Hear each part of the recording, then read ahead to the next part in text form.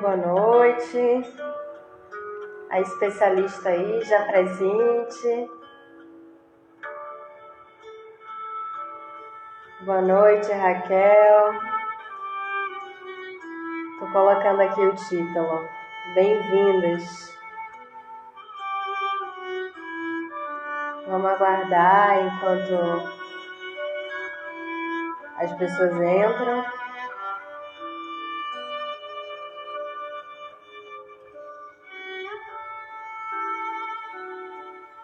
Vou tentar fixar aqui.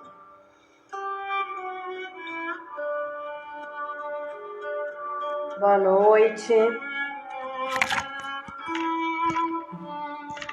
Feliz São João para vocês. Vamos aguardar as pessoas entrarem. Como esse é um vídeo que fica salvo depois, para a gente não ficar só esperando, eu vou já começar me apresentando um pouco, né? Eu sou Jéssica Barbosa, sou mãe do Cícero, que tem 2 anos, neta de Deusa e de Judite. A partir do meu parto, eu iniciei a busca pela minha avó paterna, de quem eu não sabia nem o nome. E aí, na minha busca por ela, eu descobri que ela tinha falecido no hospital psiquiátrico, o Juliano Moreira de Salvador. E aí, a partir disso, eu propus a residência artística Em Busca de Judite, no Museu Bispo do Rosário, em 2018, junto com Pedro Samorais, que desenvolve junto comigo a dramaturgia dessa peça de teatro-canção e assina a direção. Eu posso dizer que cresci em muitos momentos me perguntando se em algum momento da minha vida eu ficaria louca. Eu acho que esse é um medo que muitos de nós têm.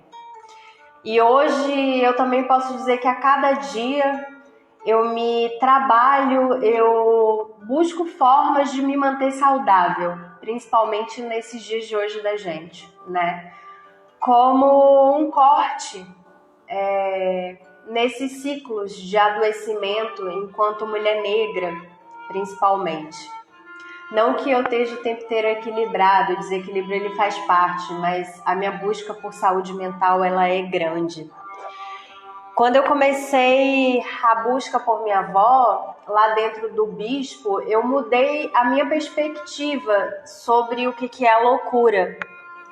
E eu tenho cada vez mais me disponibilizado a entender quais estruturas estão por dentro, por trás, sustentam esses muros desses espaços que se diziam terapêuticos e de cura, mas que na verdade produz muitos adoecimentos.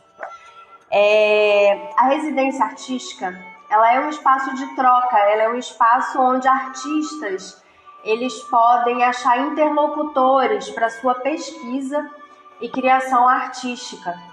E para mim, estar dentro da colônia Juliano Moreira do Rio é estar no lugar onde a minha história aconteceu. Era estar no lugar da minha pesquisa, convivendo com outros artistas, usuários da rede de apoio à saúde mental lá dentro da colônia, né? Hoje o CAPS. Esses usuários com quem eu fiz contato, boa parte deles artistas, com produção artística, inclusive com reconhecimento nacional. E, enfim, a residência artística, ela às vezes pode acontecer de forma remunerada. No caso, hoje, o Bispo não conta com remuneração, mas lá tem uma estrutura dentro desse espaço que eles chamam Casa B, com quartos, com alojamentos em que os artistas residentes eles podem ir dormir, se hospedar, pesquisar. E tem toda a obra, né, do Bispo do Rosário, toda uma produção de conhecimento com a qual a gente pode travar contato.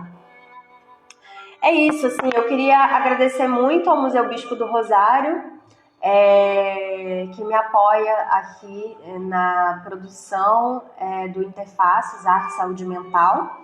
Eu tenho entendido a Interfaces da Arte, a minha busca por Judite, e tenho conversado com diversos profissionais. A live de hoje é a quarta live, que eu prefiro chamar de sala de estudos.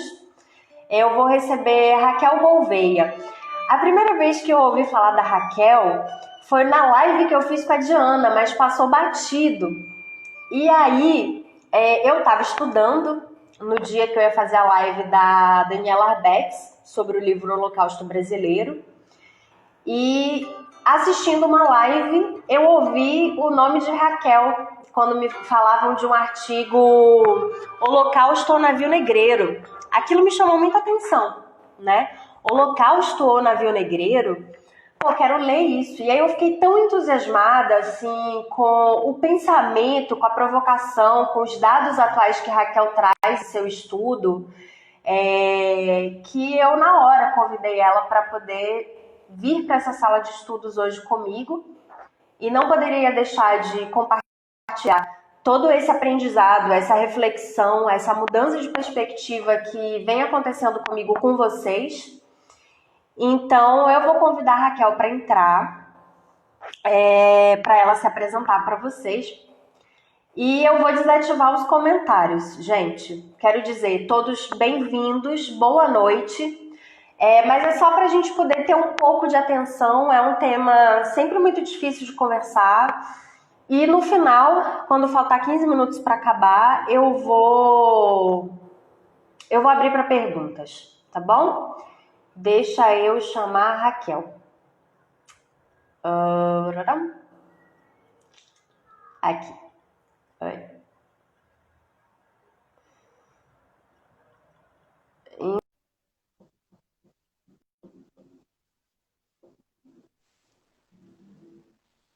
Olá, boa Olá, noite. boa noite, tudo bom? Tudo bem? Como é que você tá? Bem, É uma pergunta apesar difícil, do. É uma né? pergunta difícil de responder num É. momento como esse, mas diante de tantos irmãos e irmãs em situações precárias, de risco, extremamente difíceis, posso dizer que estou bem, né? Tenho Uhum, uma infraestrutura, tenho acessos, né, que me possibilitam organizar a dor, né? uhum, De outra forma. Então, uhum, estou bem, estou feliz de estar aqui com você, poder trocar um pouquinho, de fazer esse bate-papo. Fico feliz de você partir de um outro lugar que não é do campo da saúde, das profissões clássicas da saúde ou da saúde mental, mas partir do campo das artes, né? E da tua história que te atravessa. E eu acho que a gente tem muito para trocar, né? Porque a gente está partindo de um lugar, não necessariamente para uma escrita, mas para intervenções que partem da escrevivência, né? Como diz a Conceição Evaristo, né? Dessa experiência negra de ser e que somos atravessados por muitas questões, dentre elas o manicômio, né? Que nos marca de muitas maneiras. uhum. E você fala sobre isso, né? Então, Eu tô aprendendo muito te lendo, cara. Hoje eu tava lendo o artigo Mulheres Negras, Sofrimento e Colonialismo, cuida, e Cuidado cuidado Colonial. colonial. E aí comecei a pensar várias questões da minha própria maternidade, assim, né? Eu tenho pesquisado muito maternidade não só porque eu tô com um filho de 2 anos, mas porque a história da minha avó se relaciona também com isso. Eu não quero contar sobre isso hoje, porque hoje eu quero principalmente te ouvir, assim. Você quer se apresentar, falar o que você faz, onde você trabalha? Vou me apresentar, que eu acho que é bastante importante me colocar nesse lugar, né? Porque quando a gente estava conversando, você falou, não, se apresenta, é importante. Eu fiquei ecoando o quanto que o outro fala sobre a gente e é difícil da gente falar da gente, né? O que que é isso? Uhum, Eu sou Raquel Gouveia, né? Mulher negra, assistente social de formação, militante antimanicomial, feminista, antirracista. Estou professora na Escola de Serviço Social da FRJ, né? Minha formação é em serviço social. Minha trajetória profissional ela é atravessada concomitantemente pela minha participação na militância, né? E que também tem a ver com o meu lugar, sempre da onde eu me coloco. Então, a temática da saúde mental, das relações de gênero, raça e classe, né? A minha escrita tem muito a ver com aquilo que eu não só vou pensar ou pesquisar academicamente, mas como eu vou me colocar, vou me rever, vou problematizar situações que me atravessam, né? Sujeito político que está posto numa sociedade que apresenta suas contradições, opressões, e que não dá para elaborar uma escrita, um pensamento que seja neutro, porque não tem uma neutralidade, né? Então a gente também fala de um fenômeno que tá posto com a gente. Então, fiquei feliz desse processo de aproximação, né? A partir de um texto, né? E isso me deixa muito contente, né? Porque é um texto que os textos que eu tento escrever é para ultrapassar uma lógica academicista que não é nossa, né? Que não autoriza os nossos corpos, pensamentos chegarem, né? Que é a lógica do epistemicídio, o pensamento negro, das mulheres negras, não pode estar na universidade, porque nós somos mortos antes. Quando entramos, então, há uma tentativa de bloqueio da nossa entrada. E aí, quando você traz esse convite a partir desse lugar, eu fico, então as provocações que eu tenho feito estão ecoando, né? Porque essa é a ideia, né? Da gente trocar, né? E refletir, deu mesmo me repensar, me rever, né? E aí, esse momento de troca é fundamental, né? Que bom, que bom. Você pode falar para a gente um pouco sobre o que é a reforma psiquiátrica, onde ela começa, contar um pouco sobre como ela acontece também aqui no Brasil, né? E como a reforma psiquiátrica no Brasil ela coincide com o período de redemocratização. Então, se você pudesse falar um pouco sobre isso, né, para quem está chegando no tema. Tá. Então, o que é reforma psiquiátrica, luta antimanicomial? Porque caminham juntos, mas são diferentes, né? Eu sempre considero importante a gente compreender essas diferenças para a gente poder avançar.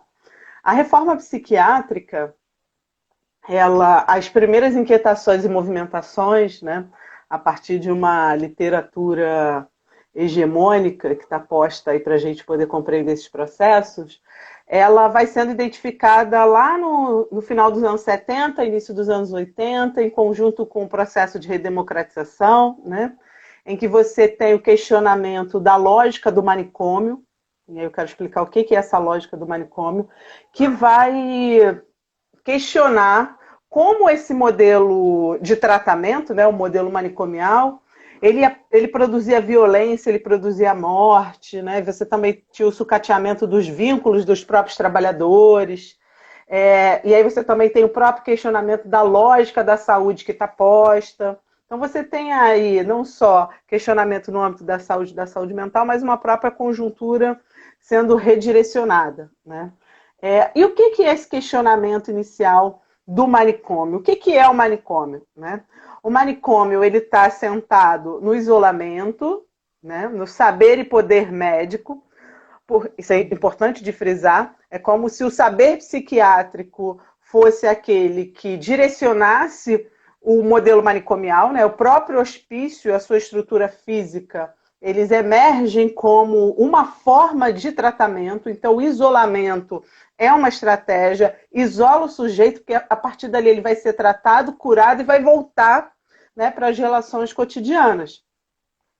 E aí você tem o médico, né, o próprio saber psiquiátrico criado na modernidade, e aí você tem o próprio Pinel como um dos revolucionários da Revolução Francesa, que é o pai da psiquiatria, né? Ele vai ser o primeiro reformador do hospício, né? Você já tinha as instituições e depois você tem a medicalização dessas instituições, e o médico vai ter um lugar de dizer quem é doente e quem não é, né? A partir não só dos sintomas, mas também toda a lógica do desvio, né, da lógica da construção da doença mental, é atravessada pelas relações de gênero, de raça, etnia, sexualidade, né, classe, e por aí vai. Porque o Foucault já trazia para a gente qual é o perfil do sujeito que é parar no hospício. A gente está falando de mulheres, de negros, de população LGBT, população em situação de rua, usuários de álcool e outras substâncias, né? E que vão se atualizando, né? Não se modifica o perfil, né? Você tem uma atualização desses sujeitos dentro dessa lógica institucional, né? E essa própria lógica institucional sofre metamorfoses, né? Você pode destituir a lógica institucional, mas a forma de pensar essa reprodução, né, ela está colocada na sociabilidade, porque ela não é descolada da esfera econômica, política, social, né? O manicômio, ele é incorporado, né? Ele faz parte da própria estrutura do modo de produção capitalista, né? Você tem a sua justificativa nele, né? Porque aí você tem o que eu e a professora Melissa, a gente escreveu um artigo para pensar sobre esses entrelaçamentos no volume 2 do livro Luta Antimanicomial e Feminismos, que a gente vai chamar de tripé institucional, que é o manicômio, a prisão e as instituições de medida socioeducativa, que é um diálogo entre Basaglia e Angela Davis, né? Que são instituições que perpetuam a violência, e é uma violência direcionada, né? Você tem o braço penal e o braço curativo. Só que o hospício, inclusive, ele pode ser ambos, através do manicômio judiciário, né? O braço curativo contribui para a patologização de comportamentos e subjetividades completamente desviantes. E no caso brasileiro, a gente pode ver a raça como um pilar, né? Assim como o gênero como um pilar, a classe como um pilar, a sexualidade como um pilar, né? E a gente ainda encontra nos dias de hoje, não só nos manicômios, que ainda estão em nossa sociedade, como nos serviços substitutivos, né? Mas, voltando, senão eu avanço muito. Então, a gente tem o isolamento, né, o saber e o poder médico, mas super centrado aí, né, e o próprio manicômio. Isso é a representação da lógica manicomial, né? Entendendo esse tripé que constitui a lógica manicomial, a gente vai também compreender que, para que as pessoas possam parar dentro do hospício, a sociedade entende, né, que existe um perfil do sujeito que é normal e o outro patológico. Esse sujeito normal tem muito a ver com a ideia, né, do homem idealizado, né, do homem universal. Que aí, isso tem a ver com a própria dominação colonialista. Quem é o homem universal, né? É o homem branco, hétero, cis, né? E que vai atualizando e produzindo o próprio processo de patologização da existência, né? Então você também, aí o Fanon é fundamental para a gente entender quem é o ser e quem é o não ser, onde o não ser pode, além de ser exterminado, ele pode ser institucionalizado, né? Então o manicômio ele cumpre uma função social. No início do processo de questionamento aqui no Brasil, né, a gente vai sofrer uma forte influência da experiência italiana, que a gente tem aí tanto Franco Basaglia quanto Franca Basaglia, eles eram companheiros, e outros profissionais da Itália que são percussores de uma experiência que vai romper com a lógica do manicômio e vai construir, né, alternativas na comunidade, ou seja, o cuidado em saúde mental vai ser entendido de uma outra maneira, né? Você vai viabilizar o suporte do cuidado em saúde mental no território, no diálogo com as famílias, com suporte com políticas públicas e sociais, né? Além de entender que o sofrimento, né, é inerente à existência. Só que há sujeitos que precisam de um suporte maior para essa existência, que aí você tem...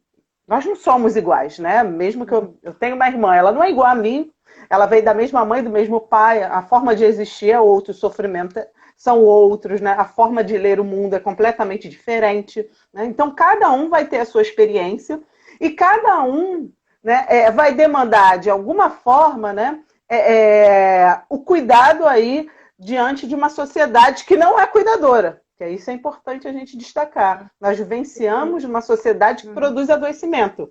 A gente tende... Desculpa. A gente tende Não, a às vezes individualizar o problema, é, né? O problema é do sujeito. a gente aprende na nossa forma até de medicina a compartimentar as coisas, né? Como se fossem gavetas, e a gente vai especializando cada vez mais as coisas, como se dividir, especializar e colocar em gaveta aumentasse o conhecimento da coisa, quando na verdade o mais importante é um olhar integral, né, sistêmico, porque uma coisa está relacionada com a outra, né? De um ponto de vista, se no próprio corpo, talvez o meu intestino tenha a ver com a minha coluna, imagina do ponto de vista das relações. Então, adoecimentos que a gente atribui responsabilidade individual, tanto no sentido do adoecimento em si, quanto no sentido da responsabilidade de cura da família, que muitas vezes não dá conta. Muitas vezes não dá conta. Não sabe o que fazer em casos de sofrimento psíquico extremo, sabe? Uhum. Eu já convivi de perto. Eu já convivi de perto, tanto na minha parte familiar quanto com amigas. Que às vezes, quando vem, você nem acredita que a pessoa. Ah, eu tô vendo as coisas preto e brancas. Você tá vendo preto e branco? Não.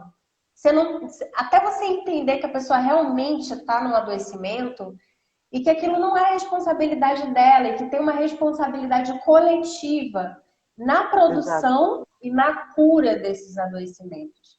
Aí eu vou aproveitar, eu quero muito ouvir você falar sobre a importância do pensamento do Fanon na reforma psiquiátrica. Tem gente aí, por exemplo, não sei, minha mãe, eu não sei se minha mãe sabe quem foi o Fanon, quem é o Fanon, ela está acompanhando muito o tema, né? Mas falar um pouco sobre quem foi o Fanon, a importância dele, a contribuição dele, do pensamento dele para a reforma.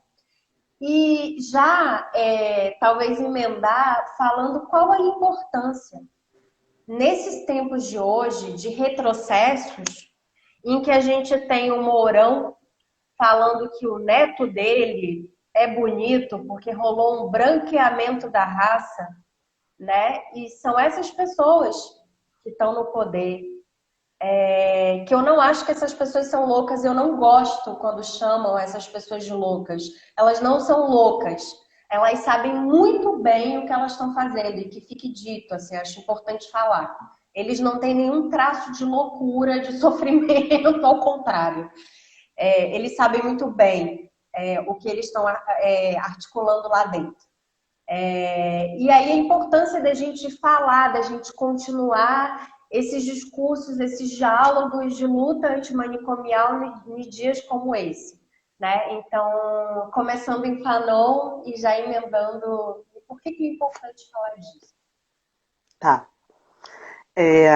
Então, vou continuar e já consigo trazer questões a partir desses elementos que você trouxe, né?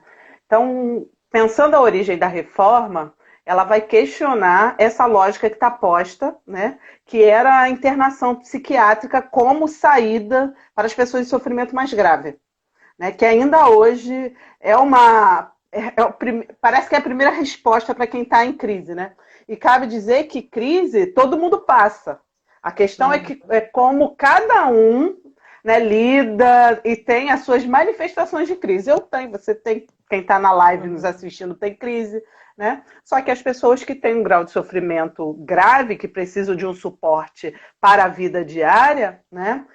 As crises aparecem de uma maneira muito mais acentuada e que estão relacionadas, todas as crises, as nossas, as deles, né? De quem é patologizado e quem não é, né? Está muito relacionado às nossas vivências, às relações, aos atravessamentos das instituições, né? Então há um momento que a gente vai ficando mal e que algumas coisas acontecem, aparecem no corpo ou não, enfim. Então o processo de reforma ele vai se constituindo no final dos anos 80 e se materializa, por exemplo, quando um dos protagonistas da reforma psiquiátrica e da luta antimanicomial assume em 1992 a Coordenação Nacional de Saúde Mental. Então você tem aí a estratégia de assumir o direcionamento da política nacional e você vai redirecionar a assistência psiquiátrica no Brasil, que vai consistir na Política Nacional de Saúde Mental, Álcool e Outras Drogas e com a Lei 10.216 de 2001.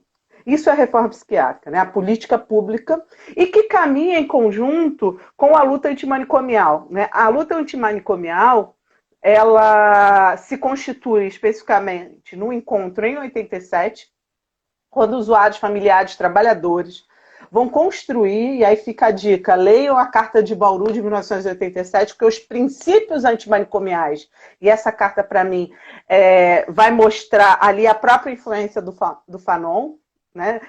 Indiretamente, sem os protagonistas saberem, quero falar sobre isso, né? É essa carta que vai trazer os princípios antimanicomiais. O que tem nessa carta? Né? Vai dizer que a luta antimanicomial é uma luta por uma sociedade sem manicômios, né? E aí é romper com a desigualdade econômica, né? As violências que estão postas nos cárceres, nas instituições de medida socioeducativa contra as mulheres, contra os negros, contra os indígenas, contra os adolescentes. A carta diz isso, né? Então, por uma sociedade sem manicômios, que esse é o lema dos movimentos antimanicomiais, né? Porque nesse momento surge o Movimento Nacional da Luta Antimanicomial e depois você tem desdobramento de diversos coletivos antimanicomiais, né? E aí também tem, em 2001, o surgimento da rede Internúcleos da Luta Antimanicomial. Então, existem dois grandes movimentos nacionais, né, históricos, que constroem a luta, e outros coletivos que vão surgindo por estados e municípios, né?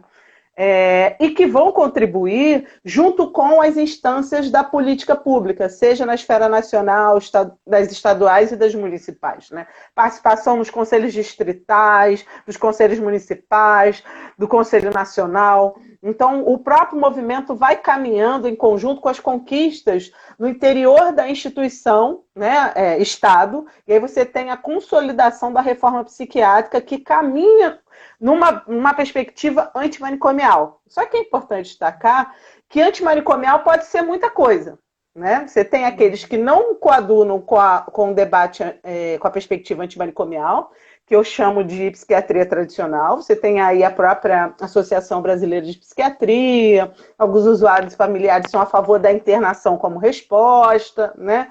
De um cuidado tradicional, né? Inclusive da aplicação de eletroconvulsoterapia, ou melhor, o ECT, né? O eletrochoque, que ainda é usado, né? Então você tem aí métodos tradicionais existentes, como os próprios hospitais psiquiátricos, e atualmente novos formatos, como as comunidades terapêuticas. Uhum. Na perspectiva antimanicomial, a gente tem aqueles que vão romper, aqueles que vão defender uma mudança apenas num modelo assistencial e não num projeto que vai romper com a lógica econômica, social e política. Então você tem só uma reconfiguração do modelo socioassistencial, né, da própria conquista de direitos, cidadania, né, da desconstrução de que o sujeito é perigoso porque, né, tem um sofrimento psíquico mais grave e tal. E tem a perspectiva antimanicomial radical, que é que eu particularmente coaduno, que vai entender enquanto projeto societário, né? E aí vai relacionar as opressões e explorações entendendo o manicômio numa perspectiva mais ampla e estrutural, né? Ele não se resume a um mero serviço assistencial voltado para um tratamento, né? Mas ele vai além. Tanto que os novos serviços em saúde mental podem reproduzir a lógica do manicômio, a política de assistência, a cultura, né, as artes, né, tudo pode reproduzir o manicômio, porque o manicômio ele é não só violência, mas ele é cárcere, ele é prisão, não só uma prisão direta sobre os corpos, mas uma prisão que produz mortes subjetivas, né? Os efeitos do manicômio são esses. Ele produz morte subjetiva, né? Você que tem uma vivência aí no museu pode ter convivência com pessoas que passaram 30, 40 anos no hospício. E os efeitos disso na experiência de existir é extremamente perverso, né? Há um processo de aniquilação das identidades. Mas, Raquel, e o Fanon, né? O Fanon, eu começo a identificar o Fanon assim, no processo de construção de reforma psiquiátrica, né, a partir da Carta de Bauru de 1987, porque você vê a influência do pensamento, em especial de Franco Basaglia, um dos percussores da reforma psiquiátrica italiana, em que, em livros traduzidos para o português e publicados no final, meados dos anos 80, início dos anos 80, né? O Basaglia esteve, inclusive, aqui no Brasil, umas 2, 3 vezes, e aí cabe destacar, porque foi Basaglia que foi em Barbacena, e foi ele, né, no momento que ele foi em Barbacena, no maior hospício do Brasil, da América Latina, né, que é importante a gente dizer que matou mais de 60 mil mortos, né, você tem mais de 60 mil mortos aí, e os corpos eram vendidos para as faculdades de medicina, né. Basaglia foi a Barbacena e comparou ao Holocausto nazista, né. Isso tem muito a ver com a experiência da Europa. Não quer dizer que o Holocausto não nos marcou. Eu, por exemplo, apesar de ser negra, eu sou descendente direta de judeu. Minha avó era polonesa, mãe da minha mãe. Uhum. Eu sou fruto de uma relação interracial. Uhum. Né? Minha mãe é branca, loura, né? do olho azul. E minha avó, né, casou com um homem negro nordestino, então você tem todo o processo de miscigenação. Né, e minha avó veio da Polônia, fugido com toda a família, né, judia, para o Brasil. Né, e aí você tem aqui o processo de miscigenação, né, e que vai nos atravessar. Uhum. E aí não é comparar uma história a outra, mas entender o que nos atravessa. Né? E o Holocausto nazista, né, causou um severo impacto para o mundo, tanto que, para o campo da psiquiatria, a necessidade de se repensar as práticas, né, assistenciais em saúde mental tem muito a ver com o Holocausto. Né? Vamos repensar, porque está muito parecido com a lógica que a gente acabou de viver no Holocausto nazista. Né? Então, você tem a experiência norte-americana, francesa, inglesa, né, italiana, e vai ser a italiana que assume uma perspectiva radical e que a gente vai sofrer essa grande influência. Né? E Basaglia diz, nossa, isso aqui parece o Holocausto nazista. E aí assumimos essa perspectiva, né, de um intelectual italiano, mas europeu, né, de um psiquiatra revolucionário, né? Mas mesmo assim ele tinha uma certa localização. Né? E aí a gente assume isso, inclusive na própria construção, né, do nosso pensamento aqui de reforma psiquiátrica, a produção intelectual, não leva em consideração as influências teóricas e políticas, né, do próprio pensamento de Basaglia. Há um processo aí de encantamento dessa produção basagliana, né, que até a influência da companheira, a Franca Basaglia, ela fica invisibilizada, porque ela era socióloga e ela acabava escrevendo, né, muita coisa que Basaglia publicou. Né, e ela pouco é referenciada no Brasil. Então você também, inclusive, tem um apagamento dessa mulher que acompanha Basaglia, né, a companheira de vida de Basaglia, que ela foi fundamental também, posteriormente, no campo legislativo, né, na Itália. E aí uma das influências do Basaglia é Fanon, porque a gente está falando de um pessoal que está no mesmo período. Sartre vai também influenciar o pensamento desses autores, o pensamento marxista também que está influenciando. Né? O próprio Basaglia ele foi do Partido Comunista Italiano. Né? Então, algumas perspectivas mais radicais de ruptura têm a ver com essa influência. Né? E que a gente precisa falar, porque aqui no Brasil fica muito a influência do Foucault, do Deleuze, do Guattari, de uma outra galera. A gente está falando agora de uma análise política, né, que está propondo um projeto de ruptura maior, sem ser apenas das ações mais diretas, mas algo relacionado ao macro. Né? Então, você tem a relação das experiências micro e a necessidade de uma ruptura macro. Se você também não tem uma mudança do modelo econômico, você também não consegue transformar as vidas. Né? A sociedade brasileira está marcada por isso. Né? Então, quando a gente fala do Basaglia, fica o Basaglia pelo Basaglia, sem entender as influências do Basaglia. E aí, ao estudar Basaglia, né, e me apropriando do pensamento de Basaglia, da própria experiência do Basaglia, eu encontrei, né, em uma das produções do Basaglia, uma citação, né? É um anexo de um livro em que Basaglia fala sobre a experiência do Fanon, que é um psiquiatra negro, faleceu muito cedo, né, por causa da leucemia, mas um intelectual, né, e militante, né, anticolonialista, foi 36 anos. Ai, minha idade, gente. 36 anos, muito jovem. Né? E ele trouxe muita coisa, produziu muito, né? Aquela vida intensa. Né? O Fanon, pela descrição, né, pelo documentário, ele era um homem intenso, né, inquieto, né, e que estudava, e pensava, e refletia, né, e transformava sua dor em literatura. Né? E eu encontrei nessa produção, A Instituição Negada, essa descrição do Basaglia, né? Porque o Basaglia, nesse livro, ele está tratando da primeira experiência, que foi na cidade de Gorizia, em que eles reformaram um hospital psiquiátrico. Né? Eles não desmontaram e acabaram com o hospital psiquiátrico e proporam outra coisa. Não, eles reformaram o hospital psiquiátrico e ali Basaglia diz sobre os limites dessa perspectiva mais reformista. Né? Você tem que romper a lógica que é violenta, propor uma outra estrutura.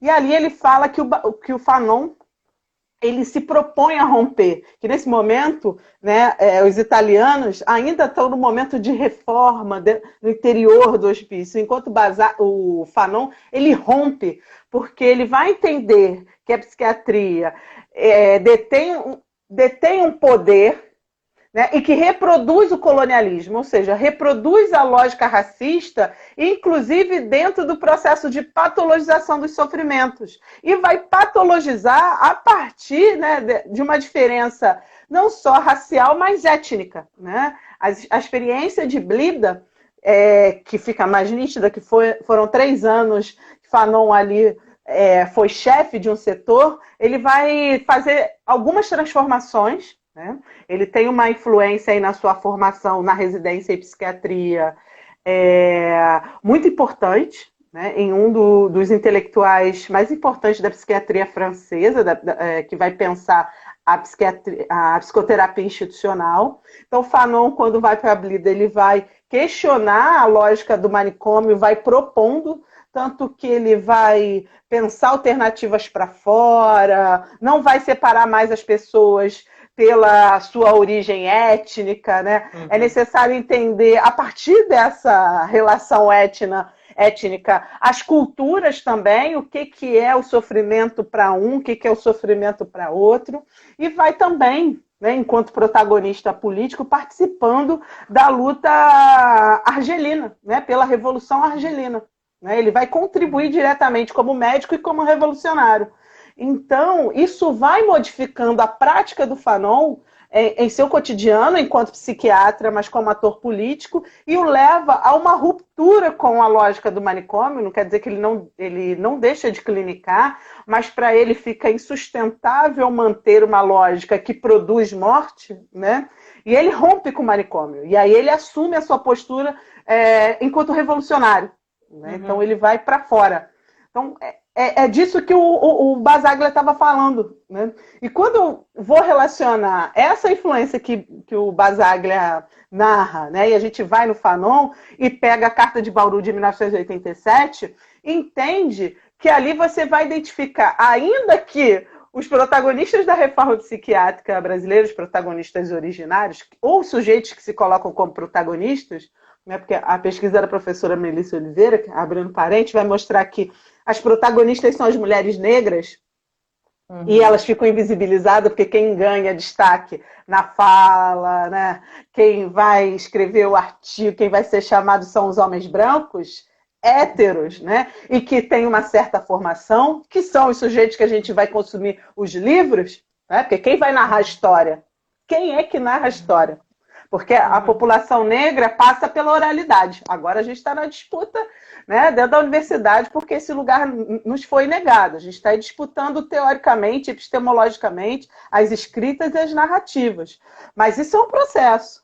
né? Então, isso atravessa a própria construção do campo da saúde mental e da luta antimanicomial, né?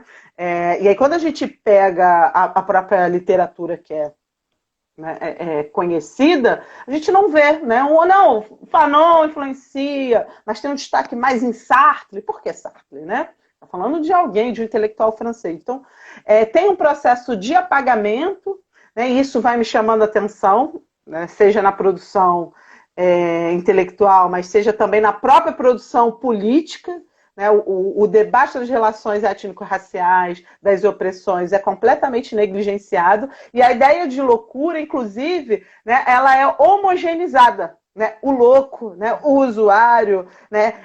Quem é esse usuário? Quem eram as pessoas que estavam lá no Hospital Colônia de Barbacena? Quem são as pessoas que ainda estão no Hospital Colônia ou na Colônia Juliano Moreira, no Pinel ou em outras instituições? Quem faz uso do Sistema Único de Saúde, né, dos serviços substitutivos em saúde mental? Os dados já mostram, 80% da população negra, que se declara negra, né? Então, é só para a gente começar a enegrecer os processos, né? Porque não dá para dizer que é o Holocausto brasileiro. É para além disso. O que atravessa a nossa história, né? A nossa história é atravessada pelo escravismo, né? E aí hoje a pandemia revela isso, né? A desigualdade que está posta e que vai produzir morte para a população negra, e o manicômio nada mais, nada menos do que uma das instituições de produção de morte, né? E é importante você falar sobre o Mourão e esses posicionamentos conservadores, né? Esses posicionamentos apenas reafirmam uma lógica manicomial, né? Psicologizante, psiquiatrizante, medicalizante, né? Em que a gente tem o sujeito que é perigoso e que foi construído não só pelo direito, por uma lógica do direito positivista, assim como pela própria lógica da psiquiatria. A influência do pensamento eugênico, o que é o pensamento eugenista? É um pensamento que vai racializar, né, a população e entender que existe raça superior e raça inferior. Né? E que no Brasil isso marca, lá para os anos 20, anos 30, a psiquiatria brasileira. Uhum. Né? Tanto que a psiquiatria brasileira e o campo do direito, eu estou falando especificamente o Código Penal, você vai ter a construção do sujeito perigoso. Esse sujeito perigoso é o corpo negro. Né? Não é à toa que bandido é preto, ainda hoje. Né? Há uma dificuldade da própria polícia, o braço penal, né, que ocupa os bairros periféricos, as favelas, né? E qual é o corpo que eu posso matar? Né? O corpo preto. Eu não mato assim em qualquer lugar, né? Eu mato em lugares em que você tem maior concentração de corpo preto e pobre, né? Em especial, mas qualquer corpo preto, o nosso corpo preto, não importa quantos diplomas eu tiver, ele vai ser atravessado pela violência, ele vai ser marcado pela violência em diversos níveis, né? E a psiquiatria, ela tem uma função para isso, né? Ela vai reafirmar esse sujeito perigoso, né? Porque esse sujeito ele vai parar no hospício, seja no hospício do braço curativo ou no próprio manicômio judiciário, né? Você cria um hospício especializado em sujeitos que cometeram crime, né? Que é também marcado pela desigualdade de classe, raça, gênero, etc.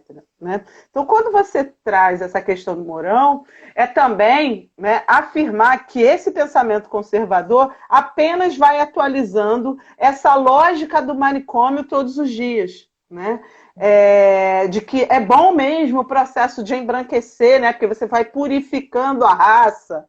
Nada mais conservador, nada mais eugenista do que essa ideia de purificação das raças. Né? Isso é uma perspectiva extremamente racista, né, de extermínio da população negra. Só que, quando a gente pensa na própria quantidade numérica dos dados produzidos pelo IBGE, a população negra é majoritária, está falando de pretos e pardos. Porque inclusive, aí no Brasil... nos seus artigos, dados muito atuais, né? Você cita Marielle, você cita, enfim, vários casos até de histerectomia, de mulheres em situação de rua e usuárias de drogas ou ex-usuárias de drogas que querem ter experiência de maternidade e tem seus filhos arrancados, né, separados. Faltam 14 minutos. Eu vou voltar os comentários para as pessoas poderem fazer Tá. perguntas, provocações, se elas tiverem. Mas enquanto isso, eu queria que você falasse um pouco sobre o livro da Vilma Piedade, que você fala sobre dororidade. O quanto que nós, mulheres negras, tem uma dor que atravessa a nossa existência. Como eu estou aqui na busca por essa avó, né, assim, que foi separada de seu filho quando seu filho tinha 2, 3 meses de idade, que coincide exatamente com a idade do meu filho, quando eu começo a minha busca por ela, que você falasse um pouco sobre o que é isso, né, da dororidade. E se vocês tiverem perguntas, podem lançar aí que... A Vilma trabalha com essa ideia, é um livro militante, né, que vale a pena ler, que ela vai falar dessa dor que atravessa as mulheres negras, né, esse existir mulher negra. E que é muito diferente da sororidade, né, defendida aí pelos feminismos, mas quando ela fala da dororidade, é o que nos aproxima enquanto mulher negra e o que nós temos em comum. E quando eu acesso o livro dela, né, é fundamental para poder entender, né, uma dor que a gente não sabe descrever. E aí que é uma dor do existir mulher negra. Ou, como importante destacar o Fanon, ou do não existir mulher. Porque nós somos o não existência, né? Somos o não ser. O Fanon trabalha com uma ideia de ser e de não ser. O não ser é aquele sujeito coisificado que pode ser morto, que pode ser destituído, né? Pode ser aniquilado. E aí, essa dor é produzida por esse lugar. E até num artigo que você citou no início, né, Mulheres Negras, Sofrimento e Cuidado Colonial, que saiu esse ano, eu estou desenvolvendo essa pesquisa para pensar o que é esse cuidado. Eu estou construindo essa ideia de cuidado colonial, e não é um cuidado no período colonial, é uma herança colonial, na verdade, né, que nos é destituída e imposta. Porque quando você fala dessa avó, você associa a essa experiência de maternidade, que está tudo vinculado, né? É pensar quem realmente pode ser mãe, quem realmente pode ser mulher, numa sociedade que é racista, machista, misógina, né? Classista, elitista, cis heteronormativa. Para as mulheres negras, né? E aí vale recordar a Bell Hooks, ela tem um livro E Eu Não Sou Uma Mulher? Gente, nós não somos mulheres. Né? Nós estamos na zona do não ser. Então, a maternidade não nos pertence. E aí eu quero rapidamente apontar 5 elementos por que a maternidade não nos pertence. E possivelmente isso te atravessou e vai continuar te atravessando. Né? Eu não pari, não sei, ainda estou formulando essa questão da maternidade, não sei se nessa vida terei essa experiência, mas é algo que me atravessa enquanto sujeito, né? E também que me faz fazer algumas escolhas. Para pensar o que é um processo extremamente dolorido para as mulheres negras.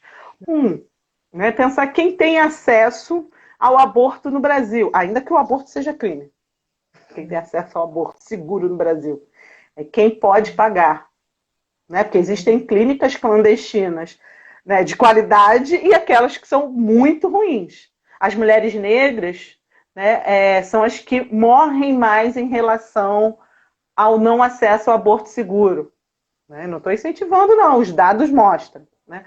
Segundo, em relação à violência obstétrica, né? A concepção de que as mulheres negras lidam melhor com a dor e aí não precisam receber anestesia, isso é marcado por esse racismo. Né? Então você pode parir. Toda hora você vem aqui para parir, é um filho novo, né? Olha aí a violência obstétrica, está posta para gente.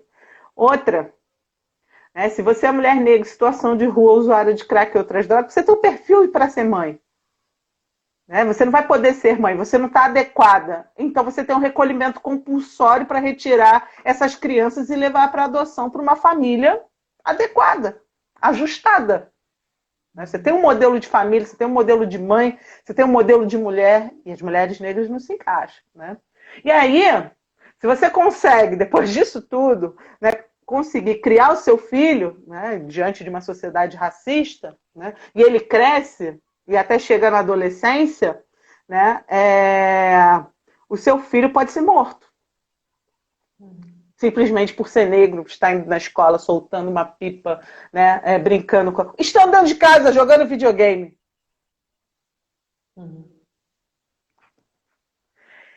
E depois, qual é a resposta do Estado? É pesada. E depois, qual é a resposta do Estado para isso tudo? É o Rivotril. É o Rivotril. E essas mulheres, né, principalmente as mães e familiares vítimas de violência do Estado, elas não só apenas são medicalizadas por psicotrópicos, como algumas vão morrer, por exemplo, de repente, de ataque cardíaco fulminante, um câncer que apareceu, né? Você tem descompensação da diabetes. A gente está falando da produção de morte. Está falando de uma sociedade de produção de morte. Mas só para não ficar na morte, porque também é muito doloroso, a produção de vida, em que as mulheres negras sempre produziram vida. Sempre produziram vida e resistência. Né? É porque a história oficial apaga a nossa resistência. É lembrar de Dandara, de Luísa Marim, é lembrar de Marielle, né? É lembrar de Conceição Evaristo, de Sueli Carneiro, de Beatriz Nascimento, né? De Lélia Gonzalez, amo Lélia Gonzalez. É lembrar de mulheres que estão cotidianamente, né, construindo resistências e construindo vida. Né? Nossas lideranças, o que são as mães de santo que produzem resistência, oralidade. Né? E aí estamos nós, Ivone e Lara, estamos na arte, estamos na cultura, estamos nas religiões. Faltam 7 minutos e aí tem uma pessoa perguntando para você repetir o nome da professora, que é uma referência sobre as mulheres negras na luta antimanicomial. Alguém perguntando, Lana, o nome da professora que você fala que é referência sobre as mulheres. Então, hoje quem tem produzido sobre a temática sou eu e a professora Melissa de Oliveira. Nós temos Melissa de Oliveira. Tem uma coleção intitulada Luta Antimanicomial e Feminismos. Nós temos 2 volumes. O primeiro foi em 2017, o segundo ano passado, e o terceiro está no forno para sair, que traz a experiência de cursos de extensão direcionados para as mulheres, sempre fora da universidade, que aconteceu no Rio de Janeiro, João Pessoa e Ribeirão Preto, né? Porque a pandemia apareceu, a gente quer dar continuidade. Mas a gente também trabalha com formação política e construção de cuidado e saúde mental junto com as mulheres. E aí está falando mulheres usuárias familiares, profissionais, militantes, quem tem interesse ao campo da saúde mental, mas numa perspectiva mais ampla e não patologizante, né? E não direcionada para o tratamento. A gente pensa a saúde mental para a vida. Eu estou falando da vida, estou falando de saúde mental, né? Estou falando de mulheres, estou falando de saúde mental. Então a gente vem produzindo nesse caminho.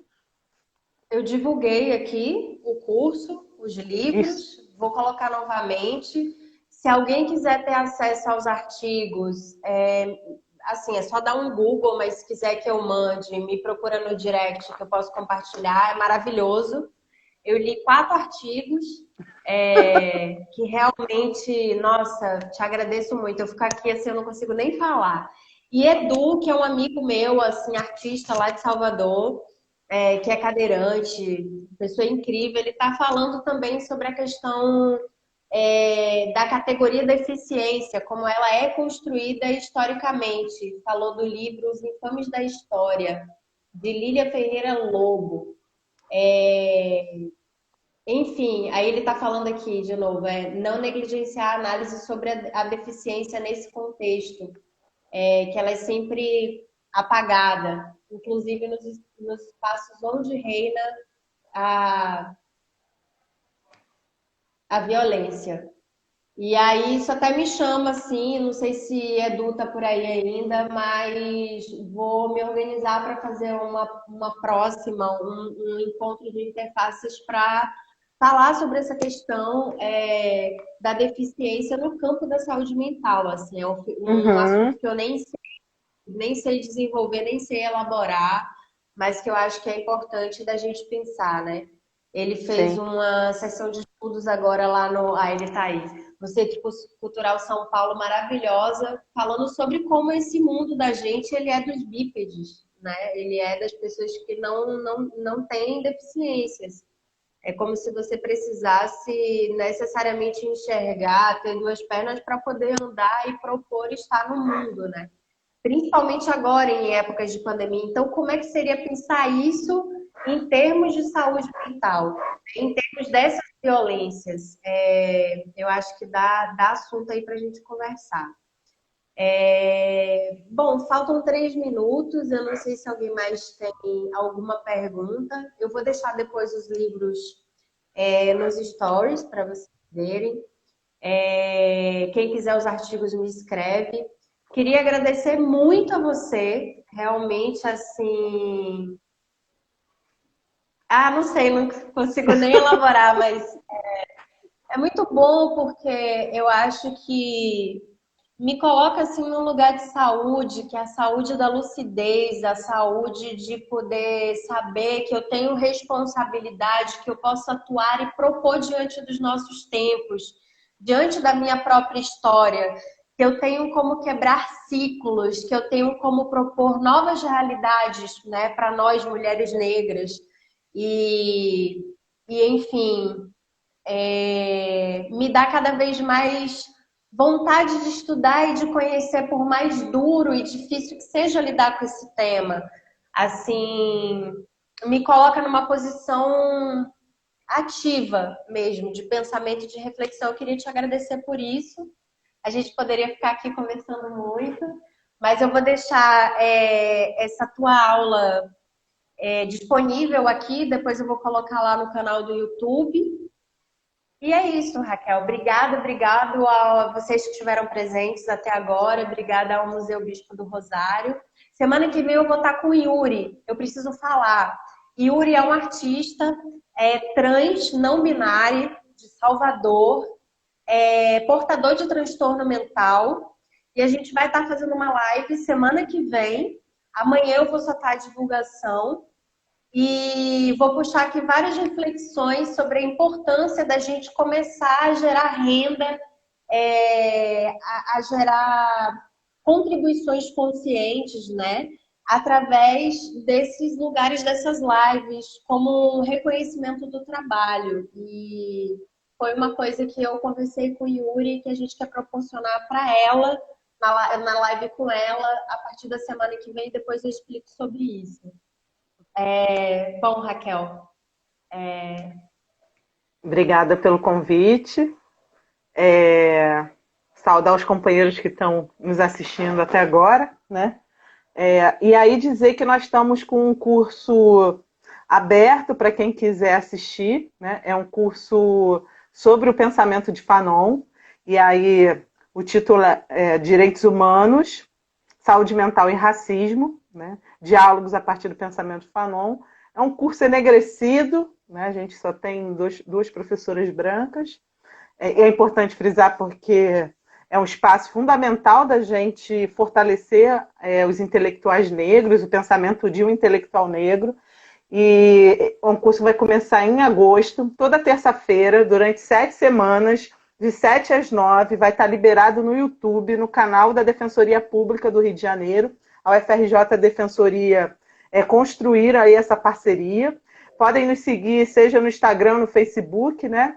Curso Direitos Humanos, Saúde Mental e Racismo. As informações estão lá.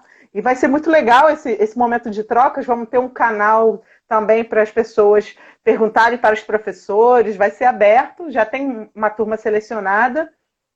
E aí, para quem quiser chegar, é só acessar o canal no dia e no horário das aulas, para a gente